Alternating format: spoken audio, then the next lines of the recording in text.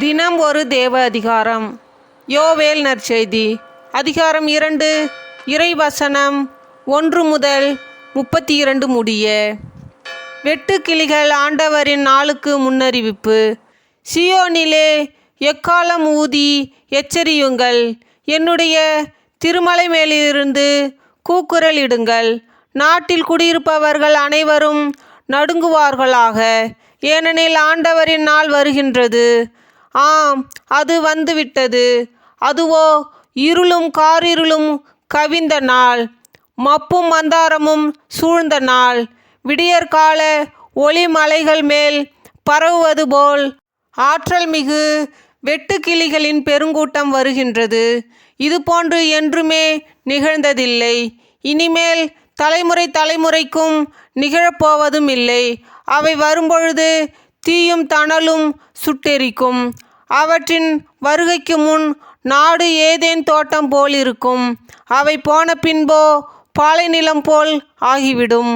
அவற்றுக்கு எதுவுமே தப்ப முடியாது. பார்வைக்கு அவை குதிரைகள் போலிருக்கின்றன, போர்க்குதிரைகள் போல் அவை விரைந்தோடுகின்றன. அவை தேர்ப்படைகளின் கீரிச்சொலி போல் இறைந்து கொண்டு சருகுகளை சுட்டெரிக்கும். நெருப்பு தணல் போல் ஒலி எழுப்பி போருக்கு அணிவகுத்த ஆற்றல் மிக்க படைகள் போல் மலையுச்சிகளின் மேல் குத்தி செல்லும். அவற்றின் முன் மக்களினத்தார் நடுங்குவர். அச்சத்தால் எல்லாரின் முகமும் வெளிரி போகும். அவை போர் வீரர்களைப் போல் தாவி ஓடுகின்றன, படை வீரர்களைப் போல் சுவர்கள் மேல் ஏறுகின்றன. ஒவ்வொன்றும் தனக்குரிய பாதையில் போகின்றது. தங்கள் இலக்கை விட்டு அவை பிறழ்வதில்லை, ஒன்றை ஒன்று நெருங்குவதில்லை. ஒவ்வொன்றும் தன் வழி தவறாது செல்கின்றது.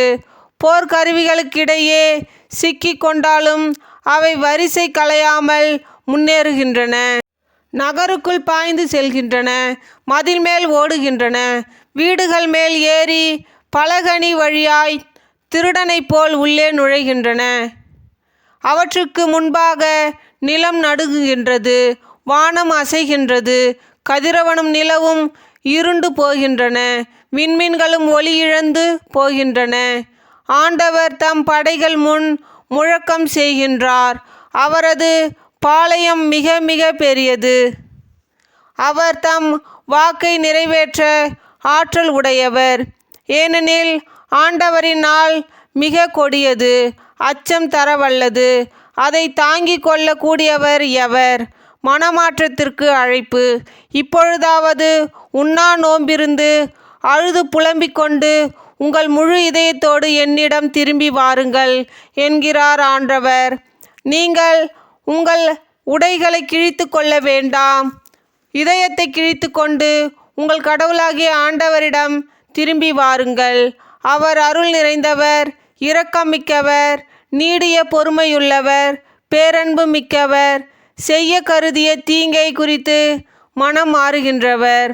ஒருவேளை அவர் தம் மனதை மாற்றிக்கொண்டு உங்கள் கடவுளாகிய ஆண்டவருக்கு தானிய படையலையும் நீர்ம படையலையும் நீங்கள் அளிக்குமாறு உங்களுக்கு ஆசி வழங்குவார்.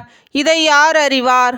சியோனில் எக்காலம் ஊதி எச்சரியுங்கள், புனிதமான உண்ணா நோன்புக்கென நாள் குறியுங்கள்.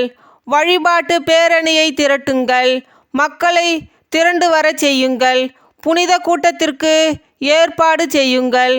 முதியோரை கூடி வரச் செய்யுங்கள். பிள்ளைகளையும் பால் குடிக்கும் குழந்தைகளையும் ஒரு சேர கூட்டுங்கள். மணமகன் தன் அறையை விட்டு வெளியேறட்டும், மணமகள் தன் மஞ்சத்தை விட்டு புறப்படட்டும்.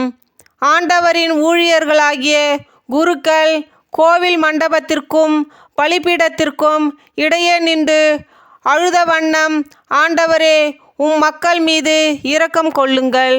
உமது உரிமை சொத்தை வெற்றினத்தார் நடுவில் நிந்தைக்கும் பழி சொல்லுக்கும் ஆளாக்காதீர் என சொல்லுவார்களாக.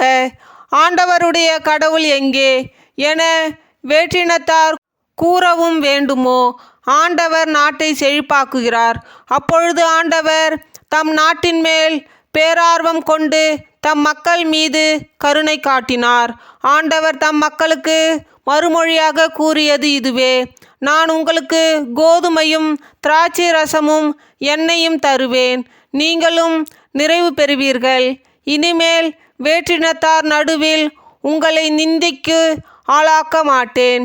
வடக்கிலிருந்து வந்த படையை உங்களிடமிருந்து வெகு தொலைவிற்கு விரட்டி அடிப்பேன். அதனை வறட்சியுற்றதும் பாழடைந்ததுமான நிலத்திற்கு துரத்தி விடுவேன். அதன் முற்பகுதியை கீழே கடலுக்குள்ளும் பிற்பகுதியை மேலை கடலுக்குள்ளும் ஆழ்த்துவேன். பிண நாற்றமும் தீய வாடையும் அங்கே எழும்பும், ஏனெனில் அது பெரும் தீச்செயல்களை புரிந்தது.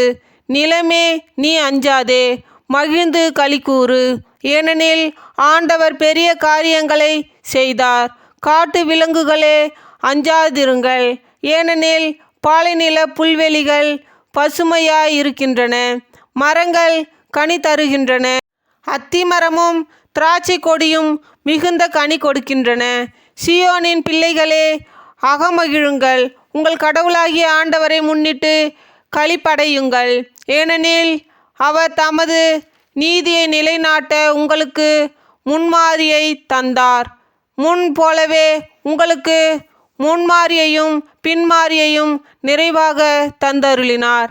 போரடிக்கும் களங்களில் கோதுமை நிறைந்திருக்கும், ஆலைகளில் திராட்சை ரசமும் எண்ணெயும் வழிந்தோடும். நான் உங்களுக்கு எதிராக அனுப்பிய என் பெரும் படையாகிய வெட்டுப்புழுகள், இளம் வெட்டுக்கிளிகள், துள்ளும் வெட்டுக்கிளிகள், வளர்ந்த வெட்டுக்கிளிகள் ஆகியவை அழித்துவிட்ட பருவ பலன்களை உங்களுக்கு மீண்டும் தருவேன். நீங்கள் வேண்டிய மட்டும் உண்டு நிறைவடைவீர்கள். உங்களை வியத்தகு முறையில் நடத்தி வந்த உங்கள் கடவுளாகிய ஆண்டவரின் பெயரை போற்றுவீர்கள். இனிமேல் என் மக்கள் ஒருபோதும் நிந்தைக்கு உள்ளாக்க மாட்டார்கள். இஸ்ரேல் நடுவில் நான் இருக்கின்றேன் என்றும் ஆண்டவராகிய நானே உங்கள் கடவுள் என்றும் என்னை அன்றி வேறு எவரும் இல்லை என்றும் நீங்கள் அறிந்து கொள்வீர்கள். இனிமேல் என் மக்கள் ஒருபொழுதும் நிந்தைக்கு உள்ளாக்க மாட்டார்கள். ஆண்டவரின் நாள். அதற்கு பின்பு நான் மாந்தர் யாவர் மேலும் என் ஆவியை பொழிந்தருள்வேன். உங்கள் புதல்வரும் புதல்வியரும் இறைவாக்கு உரைப்பர். உங்கள் முதியோர் கனவுகளையும் உங்கள் இளைஞர்கள் காட்சிகளையும் காண்பார்கள். அந்நாட்களில் உங்கள் பணியாளர் பணிப்பெண்கள் மேலும் என் ஆவியை பொழிந்தருள்வேன். இன்னும் விண்ணிலும் மண்ணிலும் வியத்தகு செயல்களை செய்து காட்டுவேன்.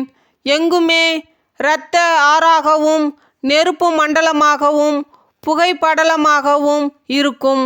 அச்சம் தரும் பெரும் நாளாகிய ஆண்டவரின் நாள் வருமுன்னே கதிரவன் இருண்டு போகும், நிலவோ இரத்தமாக மாறும்.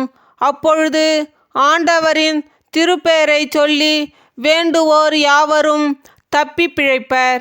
ஏனெனில் ஆண்டவர் கூறிய வண்ணமே சீயோன் மலையிலும் எருசலேமிலும் எஞ்சியிருப்போர் வாழ்வு அடைவர். ஆண்டவரால் அழைக்கப்பட்டவர்களே தப்பி பிழைப்பார்கள். இது ஆண்டவரின் அருள்வாக்கு. இறைவா, உமக்கு புகழ். தந்தை, மகன், தூய ஆவியின் பெயராலே ஆமேன்.